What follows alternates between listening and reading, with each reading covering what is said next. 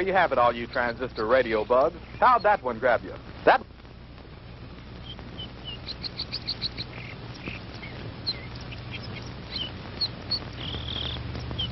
Howie, for heaven's sake, it's almost dark.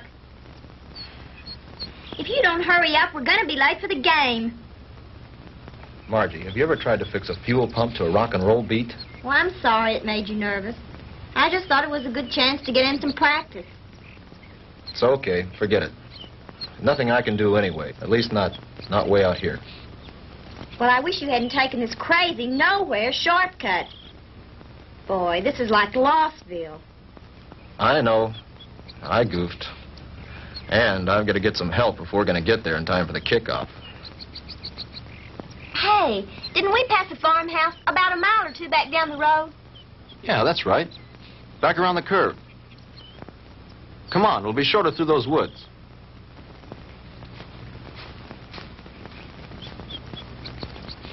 Oh, Howie, look. I don't think we ought to go on that property. Look, you want to get to the game, don't you? Of course I do. Come on.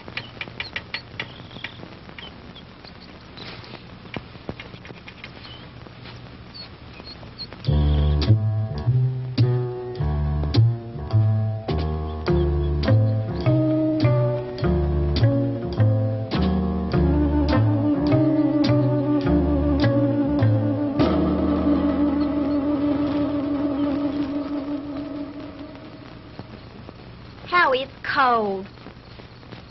It's so dark, we should have brought the flashlight. It isn't working. Batteries are down and I forgot to replace them.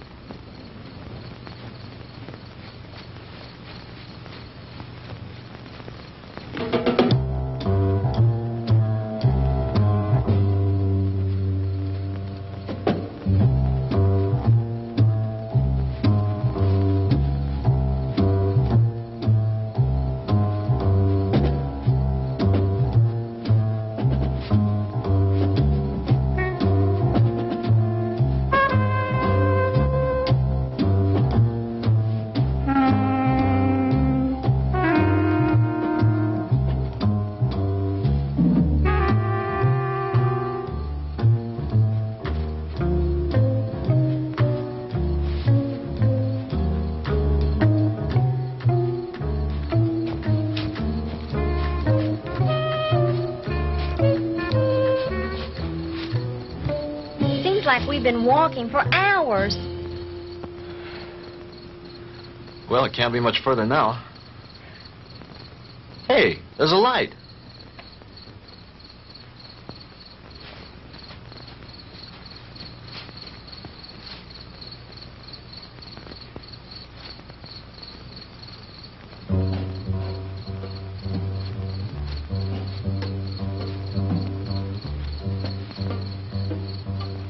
Huh.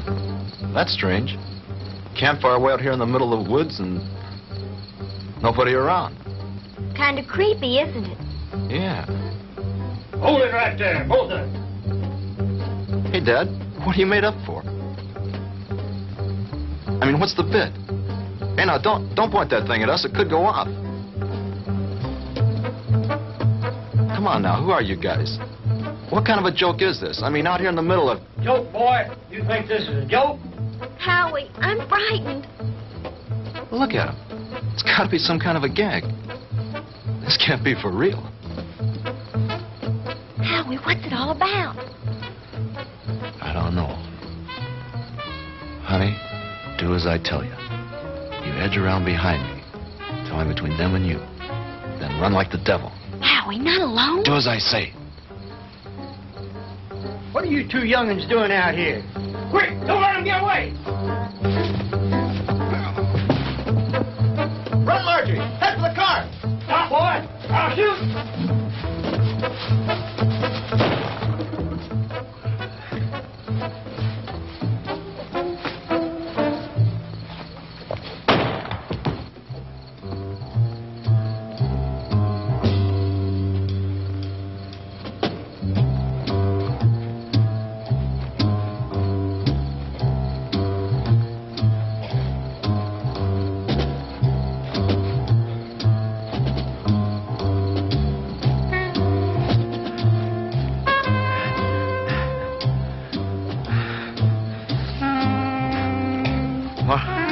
Margie? Margie?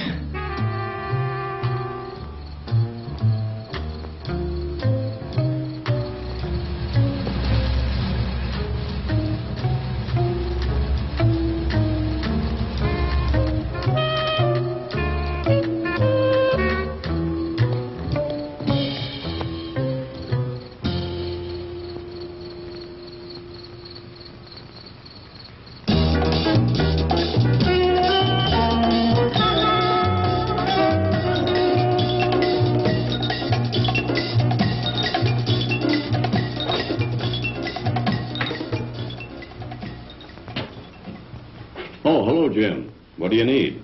I need my ever-loving paycheck. What's the rush? Payday's tomorrow. I know, but Reed said you'd have it for me tonight. Oh, did he now? Yeah, that way I get a couple hours head start on my first vacation in 3 years. Relax. The girl's on her way up from accounting with it now.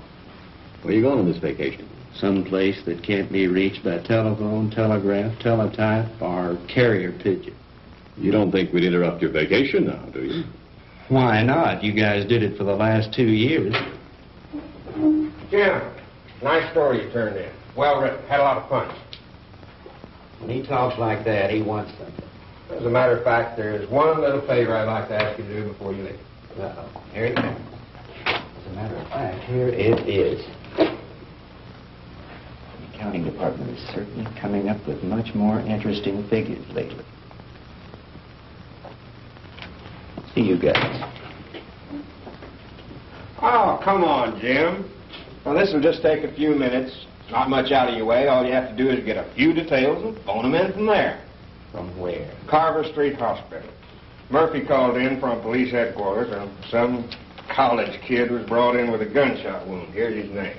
Why doesn't Murphy cover it? He's on police tonight. He's busy on the cat burglar story. Who shot the kid? That's what I want you to find out. May not be anything in it, but you never can tell. Okay, I'll do it. But afterwards, I'm leaving for my vacation. Definitely, irrevocably, and finally. Do you read me, Great White Fathers? Only too clear. Have a good time. I intend to.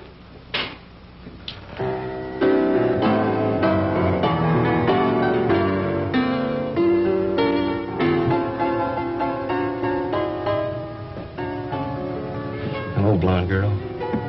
Why, James Crandall, what brings you here? Now, don't tell me. Let me guess. They sent you down for an egoectomy. A what? An egoectomy.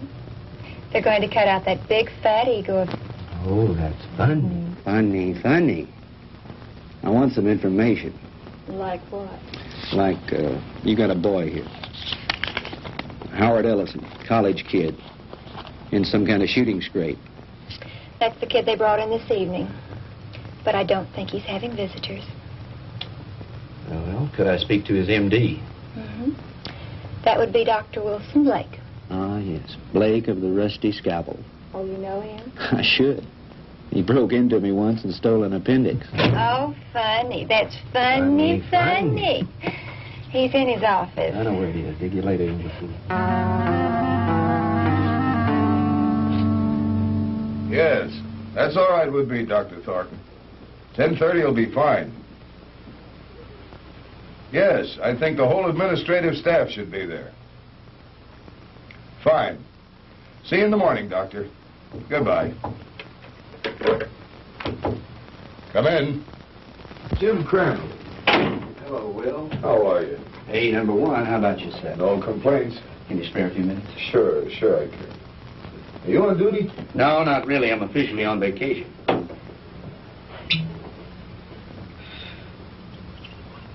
Soda?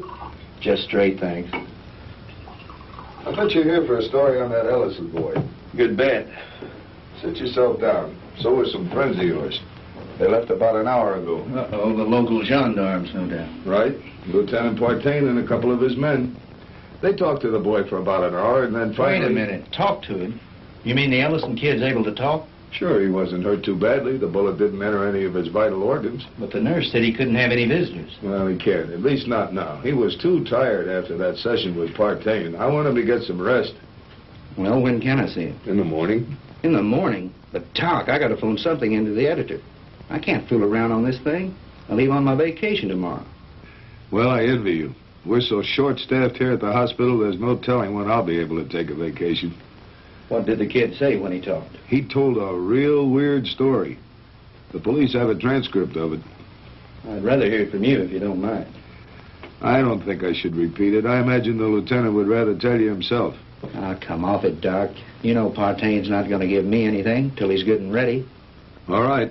All I can do is repeat what the boy said. But I'll warn you, you won't believe it. Suppose you try me. Well, this Ellison kid is a student at the university, a cheerleader, an honor student, an all-around popular kid. Early this afternoon, he and this co-ed... Co-ed? You mean there was a girl with him? Yes, one of the majorettes from the band, a girl named Margaret DeMar. DeMar? Couldn't be related to Sandy DeMar, the nightclub thrush. As a matter of fact, yes, her sister. Well, that adds a dash of color. What about the girl? I'm getting to that. Now, do you want to hear this story or not? Okay, go ahead.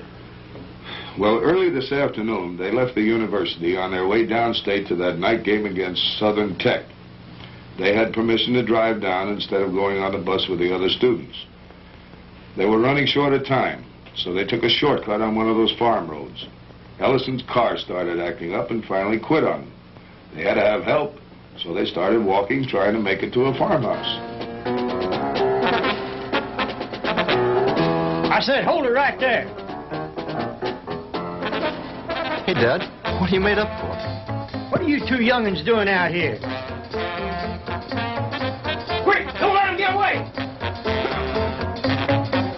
Run, Marjorie! Head for the car! Stop, boy! I'll shoot! He started running, and that's when he got shot. He got up and he kept on running. He made it back to the car. He looked around for the girl, and she wasn't there. After that, he blacked out. A passing motorist picked him up and brought him in, and that's the story the way he told it. You sure weren't kidding when you called it weird. I've heard some screwy ones in my time, but this one takes the prize. Yeah, that was exactly my reaction, at first. What do you mean, at first? Well, sometimes I'm forced to alter my opinion by certain evidence. I don't know if you're aware of it, Jim, but my hobby is American military history. I collect historical military objects like some men collect stamps. Like this item that was brought in by a patient a couple of months ago. You know what that is? Well, it looks like some kind of rifle slug. Mm-hmm. I have a cigar box full of those at home. My brother and I used to find those in the woods and dig them out of trees when we were kids, back in Georgia 30 years ago. It was one just like the one you're holding now that I took out of young Ellison's body and gave to the police this evening. And if you ask me, they're going to have to dig a long way back in their ballistics file to find anything that matches that. Yeah? Yeah. You see, that's a mini ball. The kind of a bullet they used during the Civil War.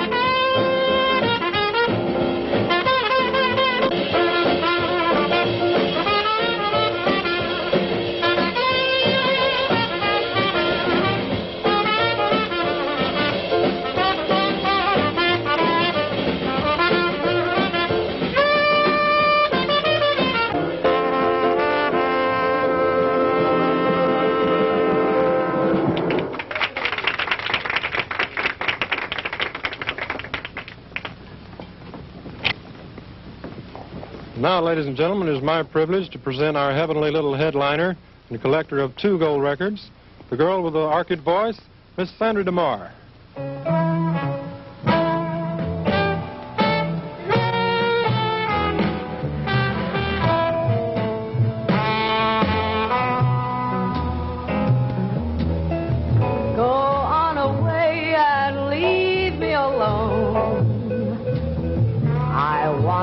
By myself when I cry, and there's gonna be some crying, 'cause I just told my baby goodbye.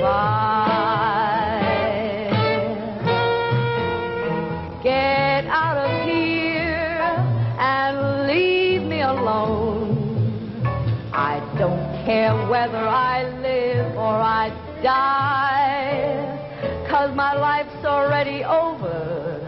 It ended when you told me goodbye.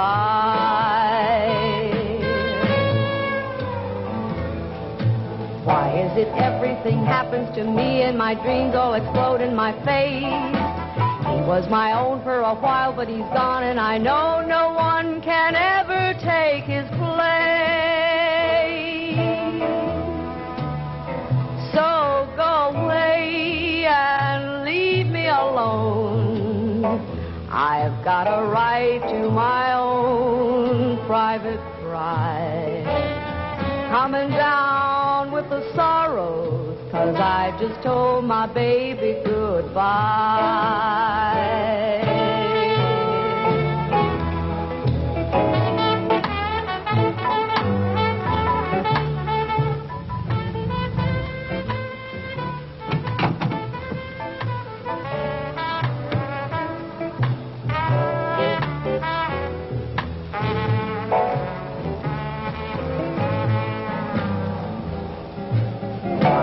Everything happens to me and my dreams all explode in my face. He was my own for a while, but he's gone, and I know no one. Evening, Ramon. Is this visit official? Oh, there's nothing to worry about. We'd like to talk to Miss DeMar when she's through singing. Would you give her something while you're waiting? Thank you, no, we're on duty. Leave me alone. I've got a right to my own private cry. I'm coming down with the sorrows, 'cause I just told my baby goodbye.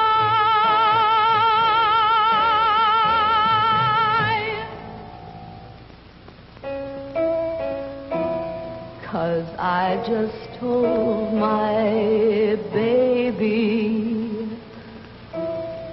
goodbye.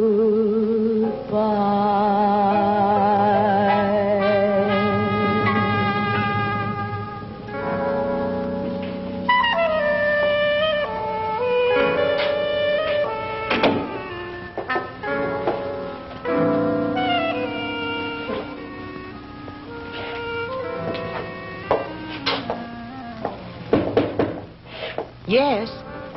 Sandy, are you decent? Yes. 2 gentlemen from the police department want to talk to you. Police? Yes, Miss DeMar. I'm Lieutenant Partain, and this is Detective Lasky. We're just making a routine investigation. Have you heard from your sister this evening? Margie? Why, no. Why do you ask? Well, we just thought she might have called you. You see, we have reason to believe she may be missing. Missing? I don't understand.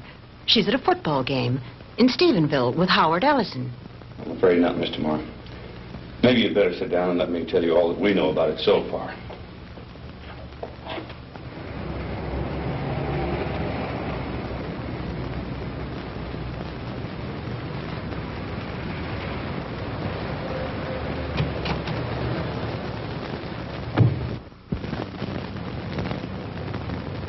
Well, Lieutenant Partain, is it a raid or a payoff? Lasky, we got the Walter Winchell of the Boondocks again. You been talking to the DeMar girl? So you know about it already? Yeah, but not enough. Can you fill me in? At this point, you probably know just about as much about it as we do. Why don't you stop by the office in the morning when we have more time to work on it?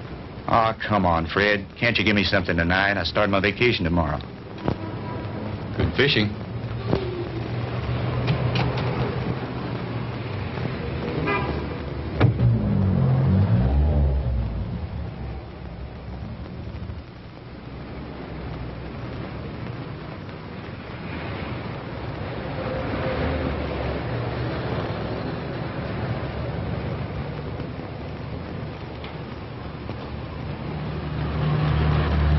Miss DeMar?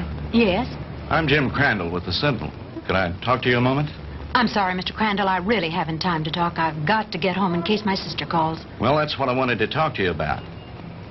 Can I give you a lift home? Thanks, but I'll take a cab. Well, they're kind of slow this time of night. Well, all right, if you're sure it's not out of your way. Of course not. It's part of my job.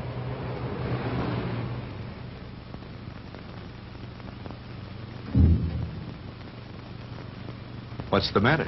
Mr. Crandall, I'm too upset to go home. You know my sister's missing. Yes, Do you know where it happened? just about. Would you drive me there? It's nearly 1 o'clock in the morning. Besides, what if she calls you? If she were going to call me, I'm sure she would have done so by now. It's nearly a 45-minute drive up there. Howie was picked up on a farm road just this side of Stephenville. It's too much trouble. You can drop me at my apartment, and I'll take my car. You're pretty determined to go, aren't If you? my sister's in trouble, I've got to be near her. Hop in. I need to go up there myself.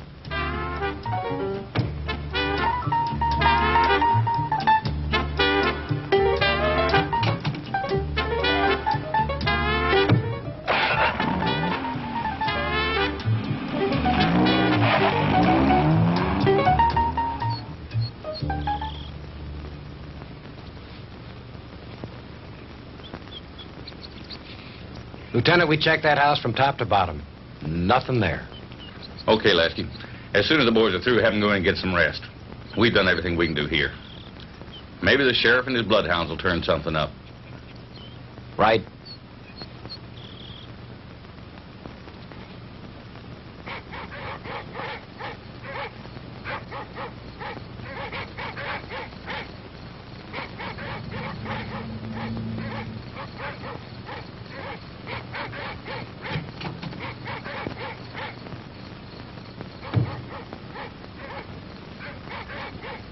Lieutenant Partain around. He's up in the woods someplace. Evening, ma'am. Has there been any news of my sister? You're Sandra DeMar? Here comes Partain now.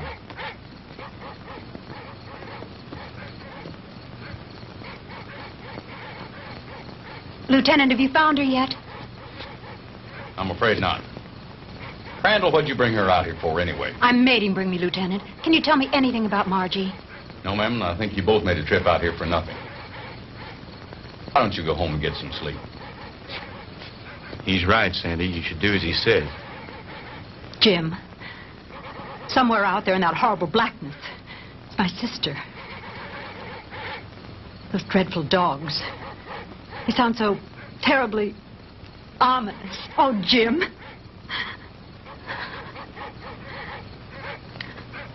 Come on. We'd better get back.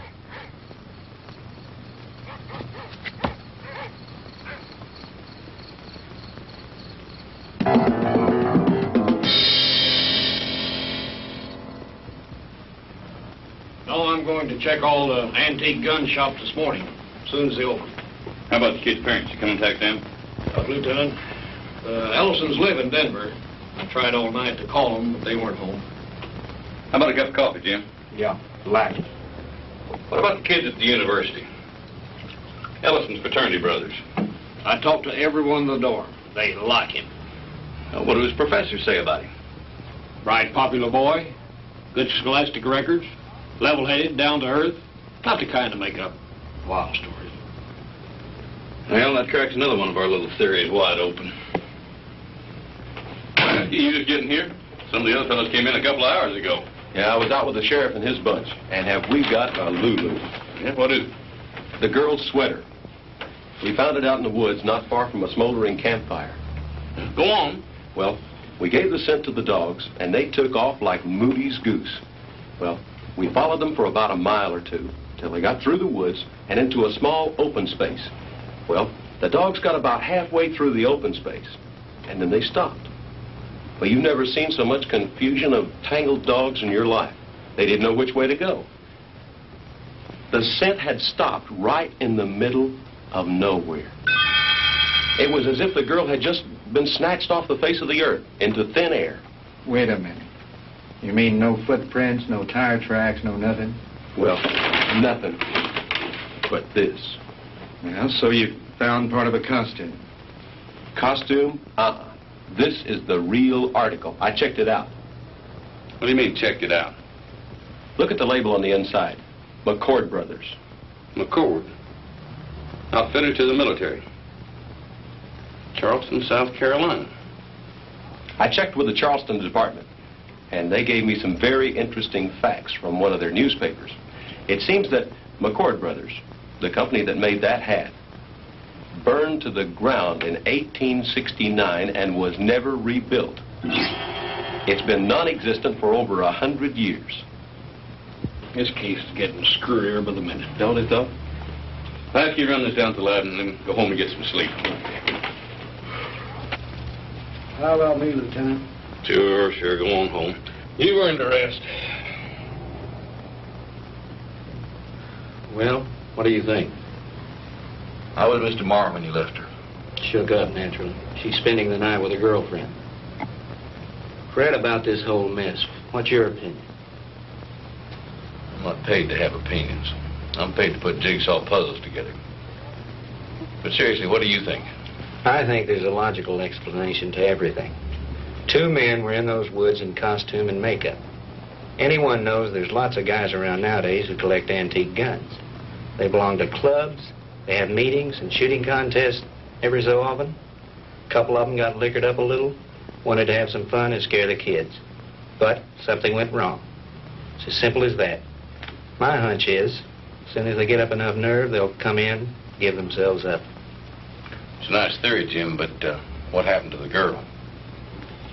Well, your guess is as good as mine. Jim, you know, this whole thing is, well, it's spooky. Reminds me of something that happened in Germany in 1945 towards the end of the war. Yeah? What was that? Our outfit liberated a small concentration camp near the Alsatian border. When we took it, we expected to find the usual half-starved, ragged inmates. And you can imagine our surprise when we were greeted by about 50 young people, all a picture of perfect health. That sounds a little hard to believe after all I've read of Dachau and Auschwitz. Well, that's what made it hard to figure. Here were these kids, none over 21 and some as young as 5, living in apparent luxury. Good food, complete recreational facilities, no forced labor. Remind me of a bunch of calves being fattened up for the kill. You mean there were no old people in the camp? There were a few, but not alive. We found their bodies in the rooms next to the ovens. Apparently, we'd taken the camp so fast they hadn't had time to dispose of the bodies. But before they left the night before, they blew up the largest building in the camp. It was some sort of a laboratory. And inside, amidst the rubble and blown into a million pieces, was the screwiest piece of machinery I've ever seen. Some sort of a crazy electronic apparatus. And half buried underneath it amidst the rubble, still strapped to a table, was an old man. Just barely alive. Our medics tried to save him, but they couldn't. Now, here's the weird thing. This is the part we could never understand. In trying to identify him, we checked the camp records with the prison number tattooed on his arm. According to those records, that old man should have been an 18-year-old boy. What about the other bodies? Same thing. Their numbers indicated they all should have been kids. What type of experiments were they conducting there? We never found out. Even the young inmates weren't aware of why they were there. They never found the commandant of that camp to bring him to trial with the rest of the Nazi brass. His name was Ernst von Hauser. Did you ever hear of him? He was a German physicist, a contemporary of Einstein's. I don't follow you. You mean you think there might be some connection between all that and what happened here last night? I'm not saying that, no. But just suppose, for the sake of argument, the Ellison kid did see two men out of the past of 100 years ago. That would mean somebody around here is tampering with time. Somebody was also tampering with time in that concentration camp. Now, wait a minute. Let me get this straight. You think that the machine found in that concentration camp was some kind of time machine, and that there may be another one like it around here. Is that what you're saying? I'm not saying anything. I'm just supposing. After all, they never found von Hauser. Lieutenant? Yeah, Walt. Captain wants to see you in his office. Wants you to bring the file on the Maddox case. Be right there. How am I ever going to turn in a story like that? That's your problem.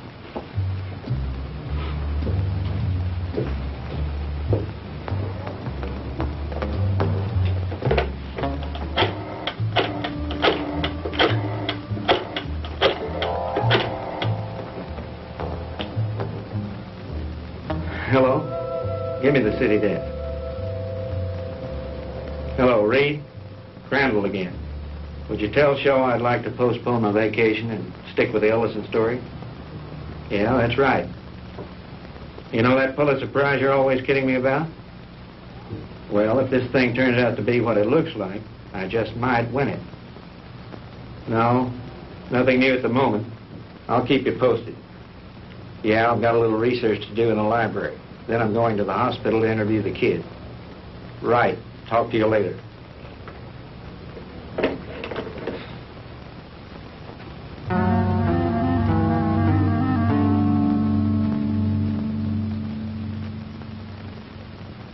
All right, Howie, you can go on with your story. That's about it, Mr. Crandall. I remember reaching the highway, and Margie wasn't there. And then I blacked out, and the next thing I knew, I was here at the hospital. And you really don't think, Howie, that those guys were just a couple of cooks in Civil War costumes?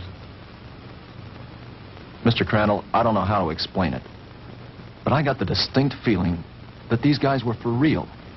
I mean, like something straight out of Gone with the Wind. Howie, what's your idea of what happened to Margie? Do you think these two guys grabbed her? I don't know, Mr. Crandall. I don't know. That's what's bugging me out of my skull. Nurse, is Mr. Ellison awake? Yes, he is. He has another visitor, but you can go on in. Thank you.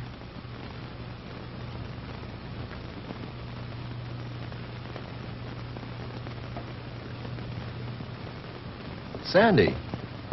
Hello, Howie. How are you? Hello, Jim. Good morning. Have you heard anything from Margie? Not yet. I brought you some flowers. Thank you, Sandy. I'm sorry about all this. I mean... It's all right, Howie. Now, don't you worry. Whatever happens, I know it wasn't your fault. Jim, have the police found out anything yet? No new developments. I'm going up there in a little while and have a look around myself. I want to see the place in the daylight. Would you mind if I went with you? Of course not. I'd enjoy your company. Howie, would you forgive us if we ran off right away? Sure. I understand. I'll drop back in later. Bring me some magazines. Yeah. True Confessions and Ladies' Home Journal. Gee, thanks, Mr. Crandall. Those are two I never miss. See you later, Howie.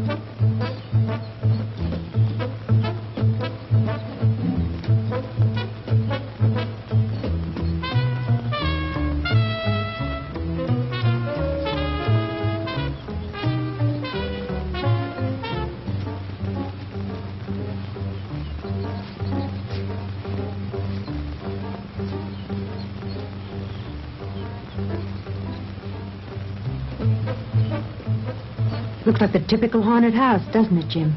Yeah. The meadow where they found the cap and where Margie's trail ended is supposed to be nearby. Do you think this old place has anything to do with her disappearance, Jim? I don't think so. They searched it and didn't find anything. Her sweater was found somewhere in those woods. think I'll have a look around.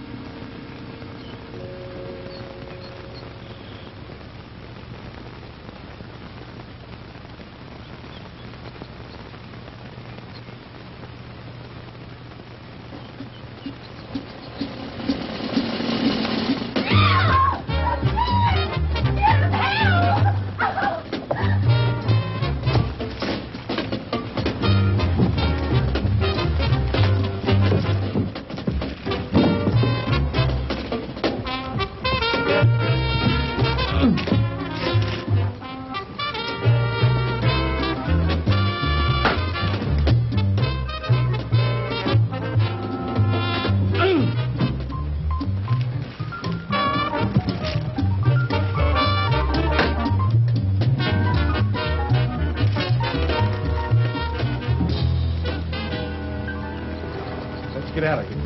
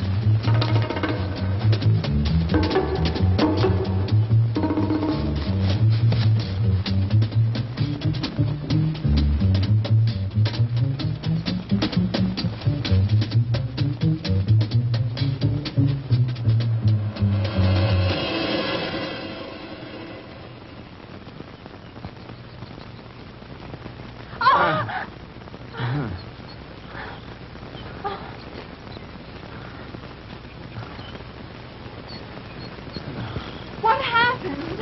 I don't know, but we better get back to the car.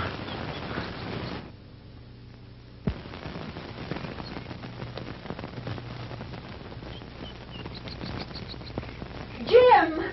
Oh, the car! It's gone!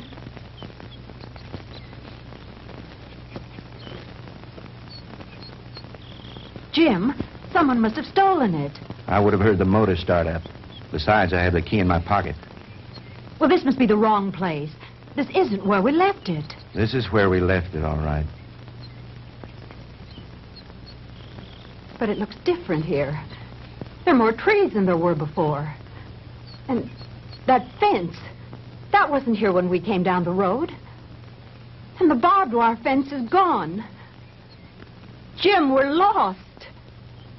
I don't think so. At least, not the way you mean. Jim, I'm frightened. It's all right.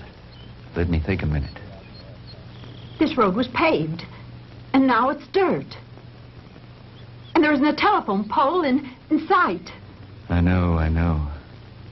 Jim, what is it? What's happening? I don't understand it. Where's the car? Where are we now?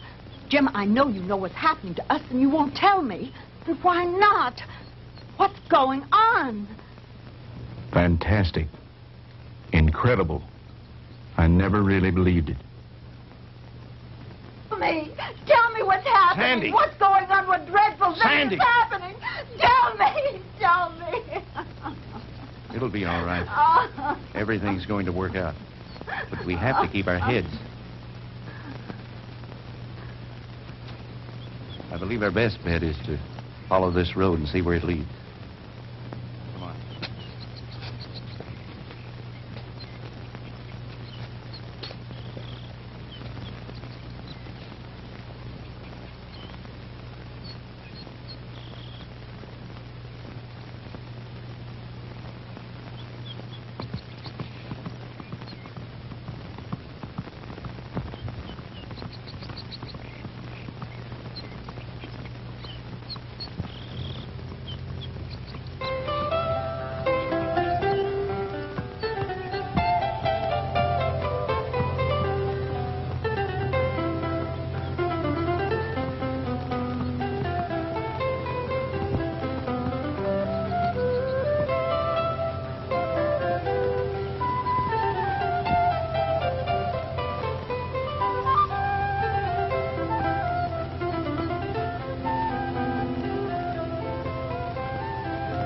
Jim, his clothing. I know. Ours are just as strange to him, especially your short skirt. Friend, what year is this? Where are we? Witchcraft! Witchcraft! Ha!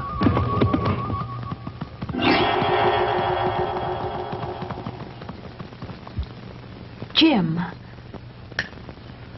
Honey, I don't know how to explain it, but somehow we've been set back in time.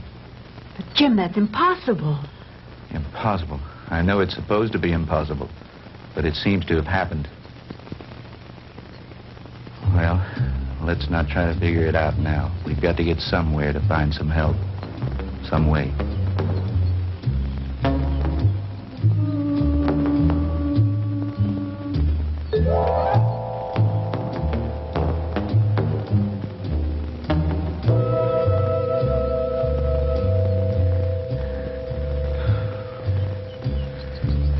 Jim, I'm sorry, but I don't think I can go any farther.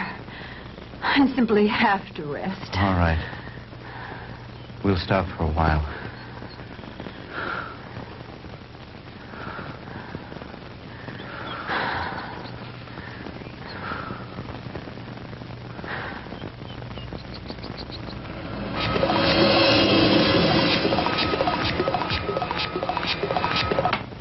Welcome, my friends, to my little workshop. Do not be alarmed or cause unnecessary commotion. You are in no danger. At least, not for the moment.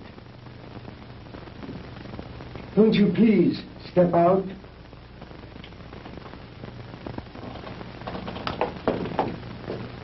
I am Dr. Ernst von Hauser.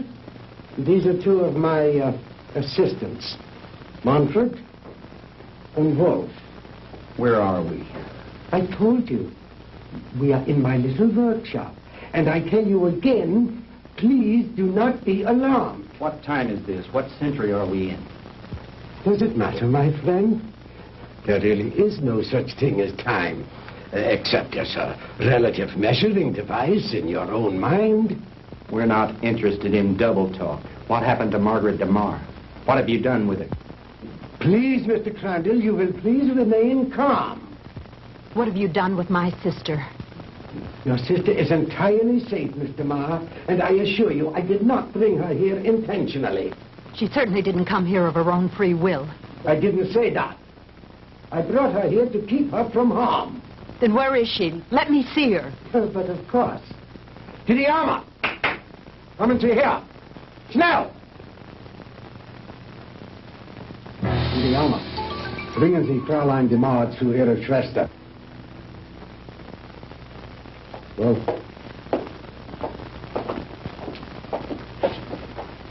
no need for alarm, Mr. Crandall. She'll be all right. She'll be able to freshen up. We will even furnish her a change of clothing.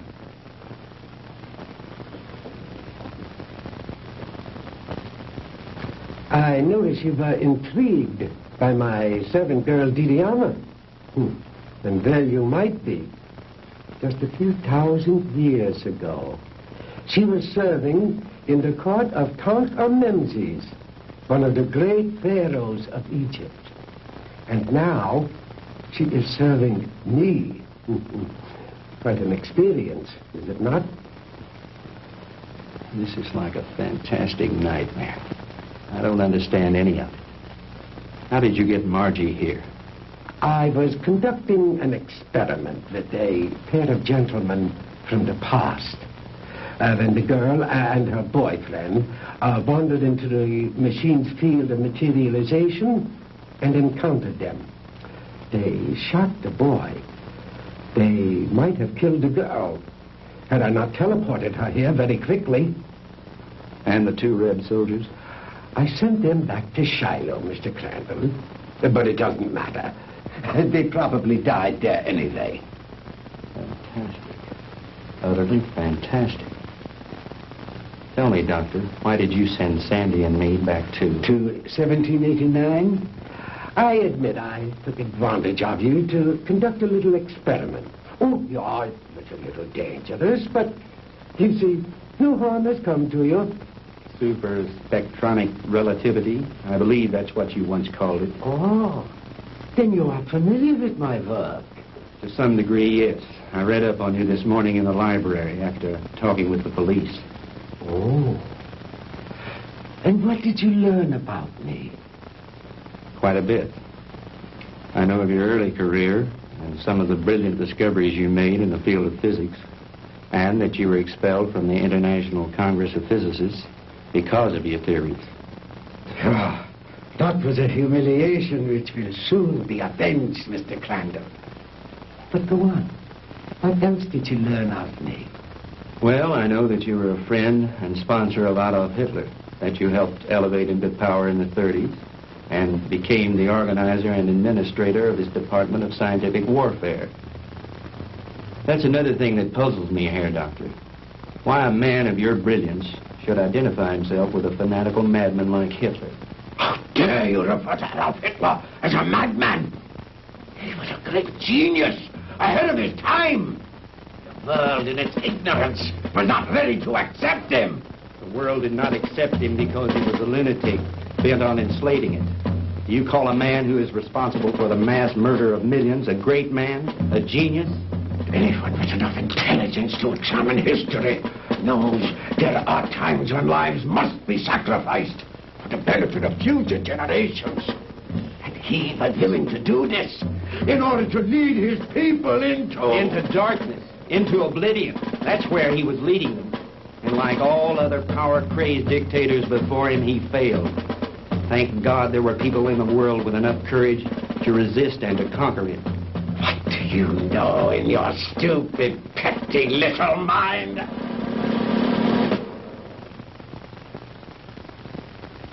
You will forgive me, Mr. Crandall, for my outburst of temper. You are, of course, entitled to your own opinion, for whatever small purpose it may serve you. Let me enlighten you, Mr. Crandall, on a few things of which you and the rest of the world are unaware. Blame for the loss of the war cannot be laid to Hitler or his doctrines. It was I who failed him. Me and the General Staff. He called for weapons, super weapons, to turn the tide of war in those last few days. Because of my inability to deliver those machines soon enough, we were defeated. It might interest you to know that during those last few months of the war, we had almost perfected weapons so far in advance of anything that had gone before them as to make modern warfare in all its forms completely obsolete. Oh, if we had only had time for further experiments. I know of some of your experiments, like the ones carried out in a certain concentration camp. Oh, then you know about the aging machine. Yeah, they had almost perfected that one when the war ended. Oh, but that machine was one of the more primitive devices. like the jets and the rockets that we used so briefly. We were in the final stages, Mr. Crandall, of perfecting weapons that were truly astounding and against which you would have had no defense. A cannon that killed with sound waves, yet was completely silent. A giant generator gun that could electrocute whole armies in the field. Oh, and more, many more. We'd have only had a few more months to perfect those weapons. We could have plucked victory from the jaws of defeat. The Third Reich would have endured. Not for 1,000 years, as the Fuhrer dreamed, but forever. But the fact is that you failed, Herr Doctor. Failed and lost. But you are forgetting one thing, Mr. Crandall. That was 20 years ago. Since then, I have perfected and even improved on my original weapons. And we have conquered time. Dr. Einstein's so-called fourth dimension. Hitler will return, Mr. Crandall, and soon. Your victory was but a temporary one.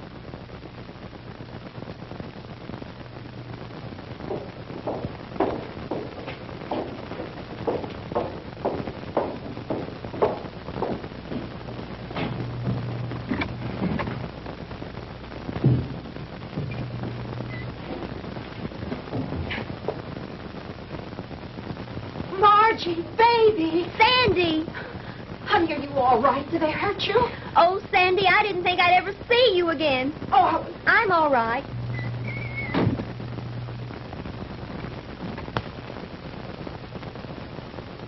let us out of here. Open this door. Let us out. Please, don't let them keep us here.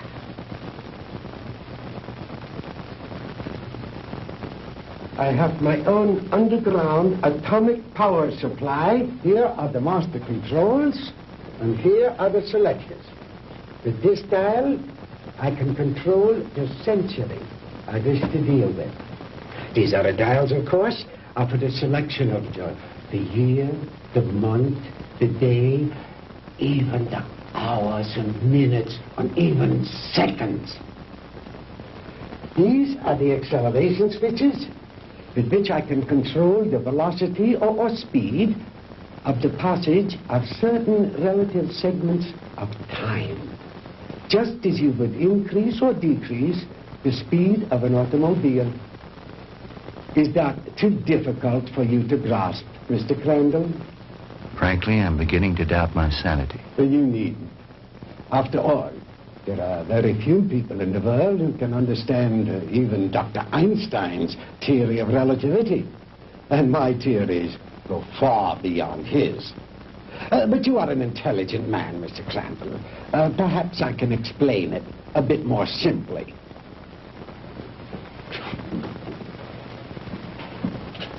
We will let this line represent the world. With a line here to represent the equator, and a mark here and a mark here for the north and south poles. If an aircraft starts here, this side of the equator, and starts going up and up and up, it is going north, toward the North Pole. But the instant it passes over the pole, it is no longer going north. It is going south. And yet, it has not turned or changed its direction in any way. Now, that is the simplest way I know of to make you understand how my theory of superspectronic relativity was first developed. It has long been established that time and space do not exist except in relation to each other. Therefore, they are inseparable, indivisible, a space-time continuum. The faster we travel in space, the faster we travel in time.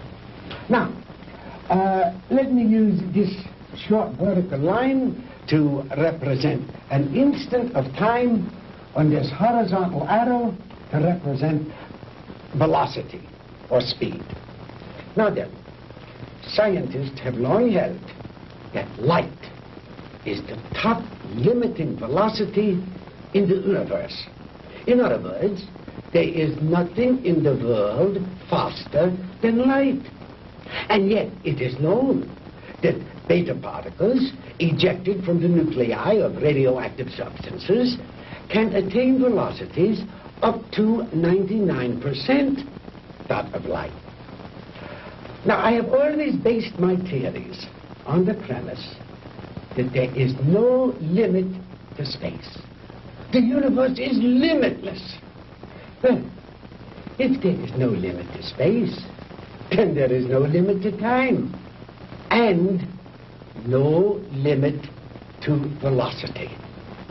Therefore, I thought there must be something in the universe that was faster than light.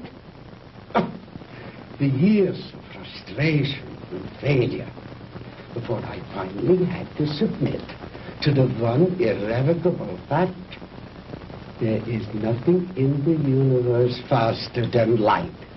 But I discovered a new ray in the spectrum with a wavelength infinitely shorter even than that of the cosmic ray. This ray I called the minus ray. I'm afraid you lost me, Doctor. Well, in other words, while I discovered that the velocity of light is indeed the top velocity in the universe, that velocity need not remain constant. I discovered that through minus rays, velocity could actually be accelerated. Let me illustrate in this way.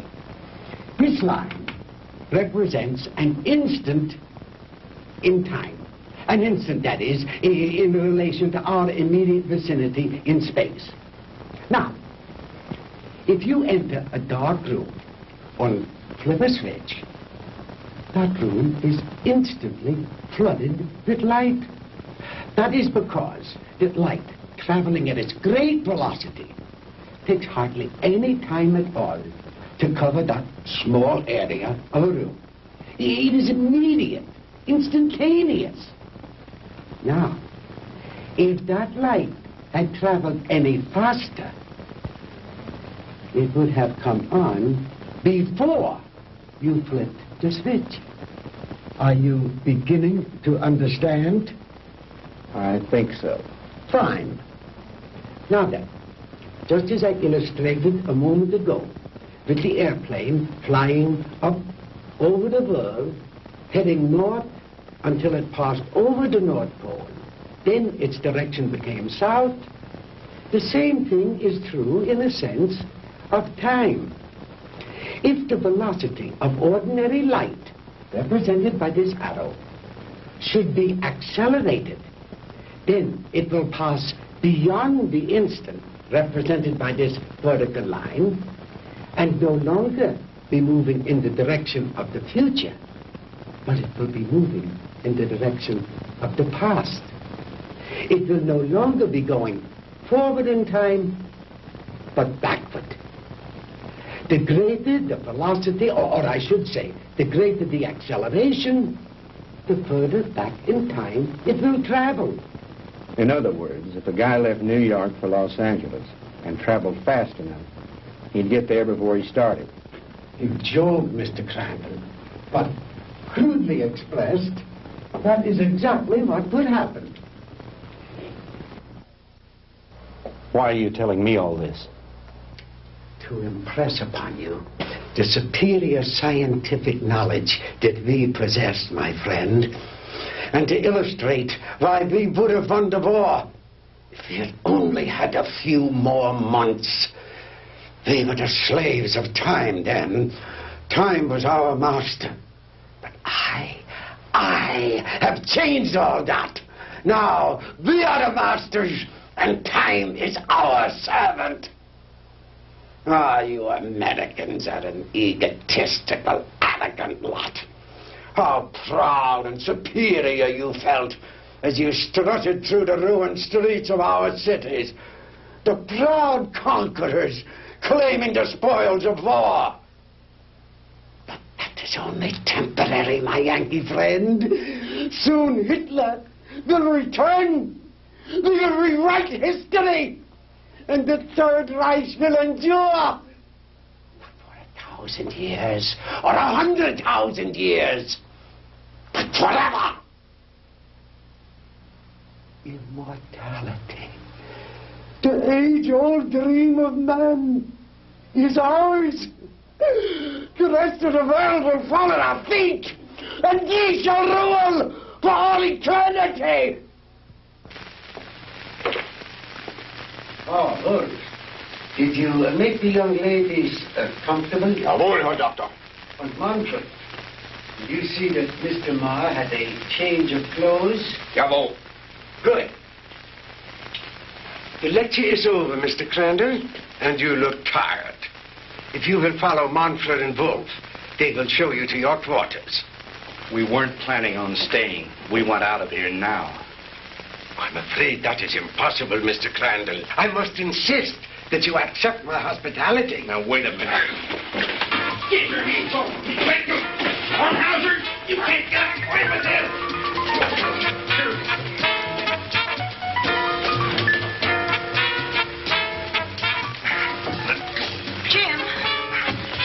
Jim! Sandy, are you all right? Oh, yes, we're all right, but why are they locking us up? What are they going to do with us? Nothing if I have anything to do with it. Oh, don't hurt him! Oh, don't hurt him!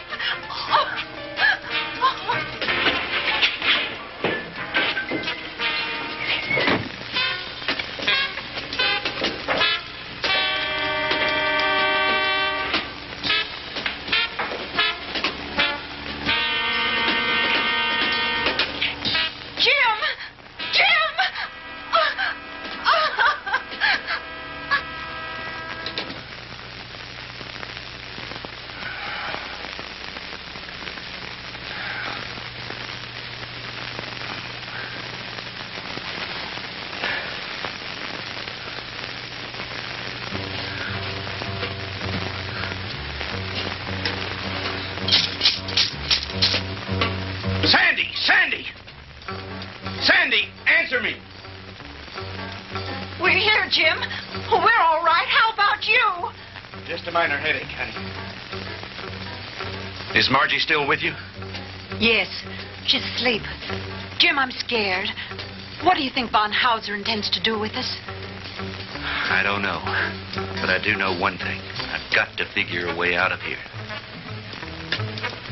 Sandy, honey, I'm sorry about everything. I shouldn't have brought you with me this morning. It wasn't your fault. I asked to come along. After all we've been through, you must be beat. Have you had any sleep? No, I was worried about you. Well, try to get some rest while I do some thinking. Okay. As soon as Margie wakes up, I will.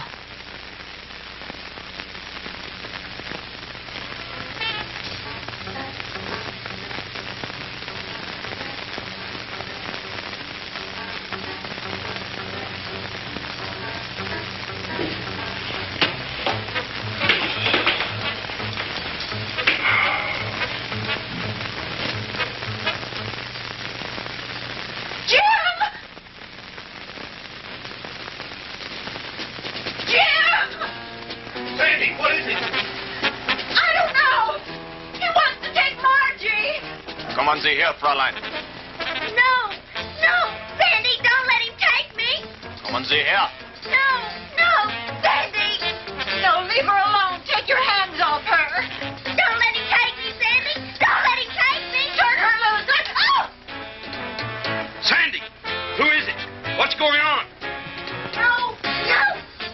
What's going on in there? What's happening?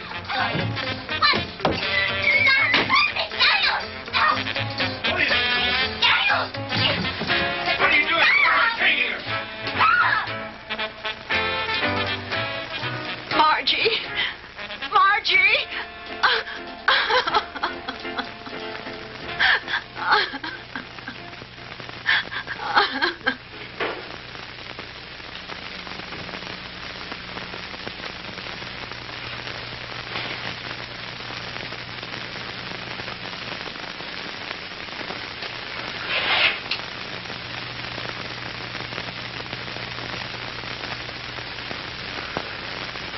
So you see, my dear, there was no reason for all that hysteria. You've really nothing to fear. While I have never before tried sending anyone into the future, there is no reason to believe that the experiment will not be successful. And if something should go wrong, it will happen so quickly, you'll never feel a thing.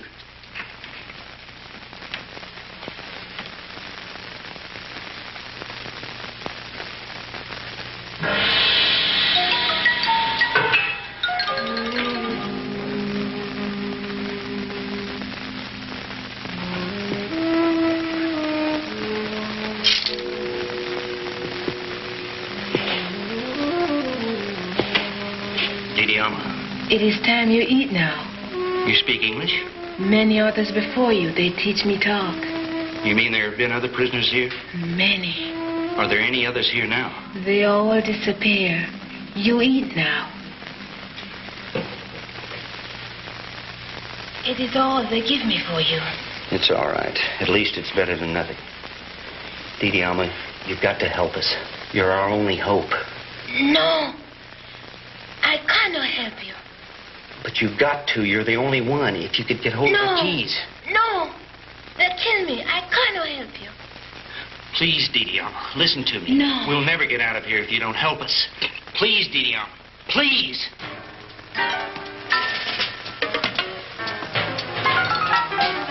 I bring you food. You eat. Thank you. Sandy, see if you can persuade her to help us. It may be our only hope. Someone come. I must go now. What's it, los house?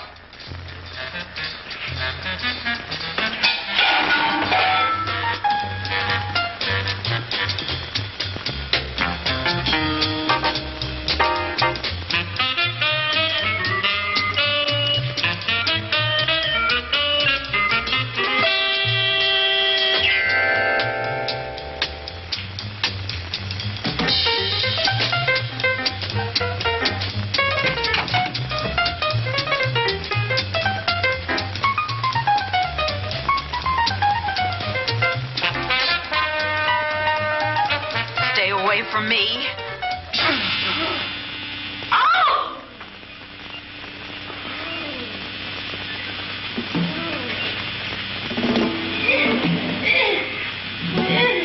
Sandy! Sandy!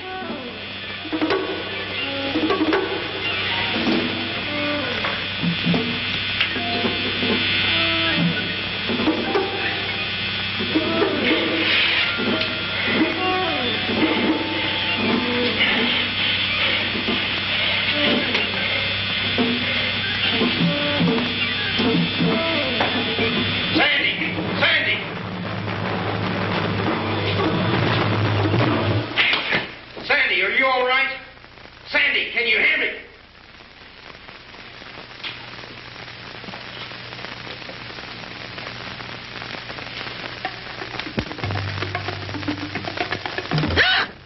Sandy, honey, thank God you're safe. Quick, get his keys.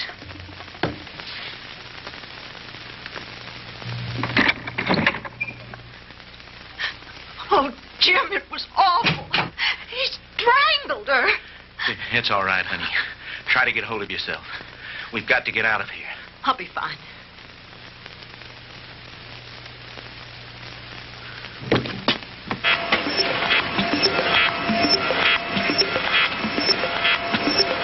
I told you, Mr. Maud, the struggle is useless.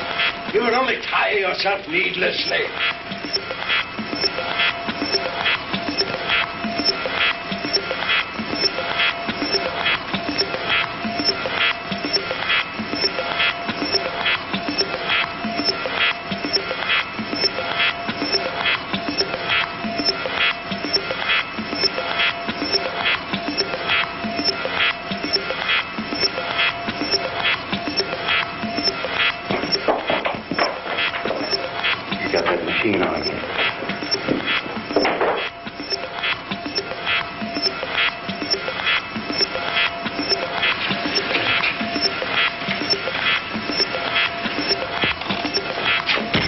Switch it off, Doctor.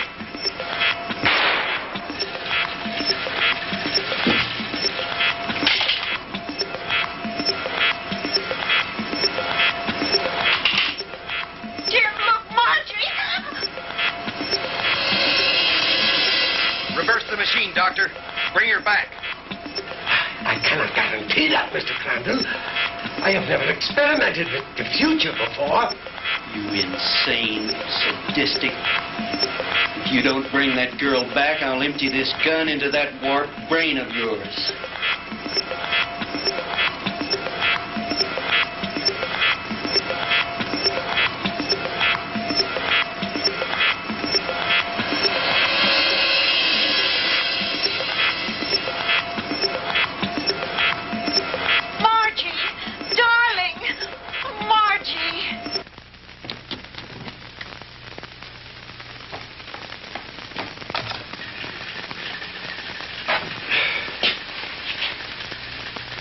It's too bad, Mr. Crandall, that you are not interested in science.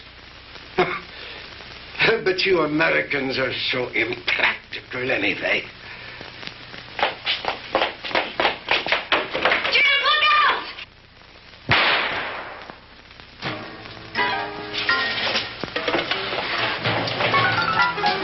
Just don't you try anything, Bonhauser. Don't try anything. That should cut down on your time travel, my good doctor.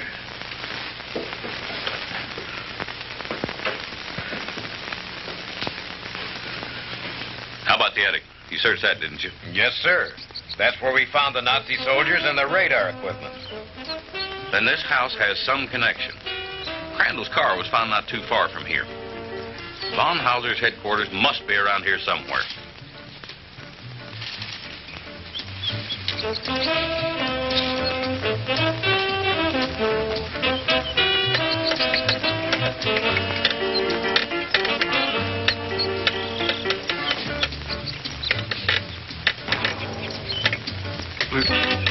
Lieutenant? Yeah?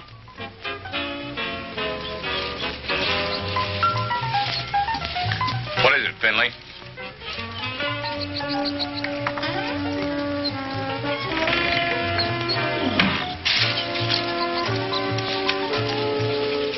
Jim, and the DeMars.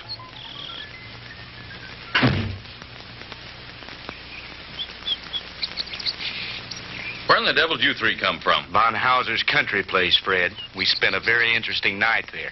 Where is Von Hauser? Down there in his laboratory. Listen. What's that sound? That's the machine. You'd better stop it before he gets away.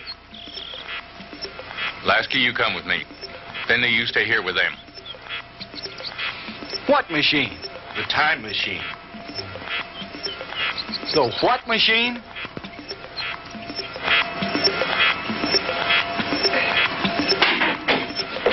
All right, Professor, hold it right there. Get away from that machine.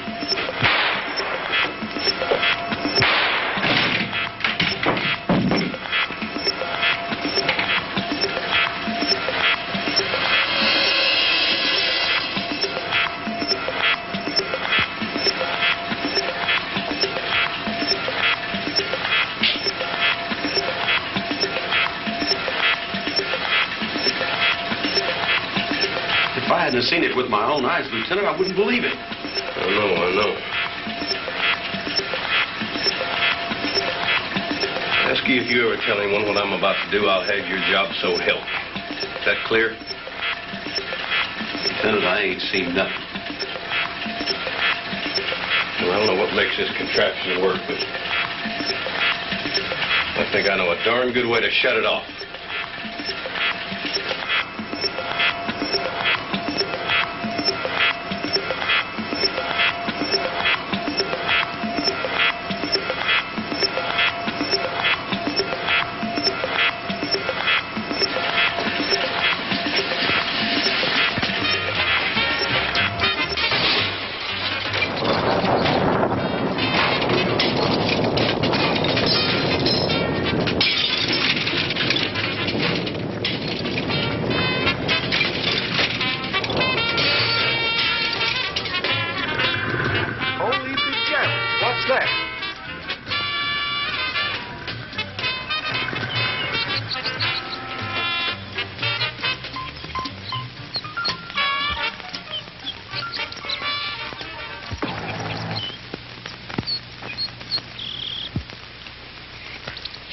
What happened down there, Fred?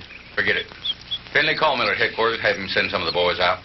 Are you two all right? Everything's fine. Thank you, Lieutenant. Why don't you take the two ladies home? Come on, Lasky.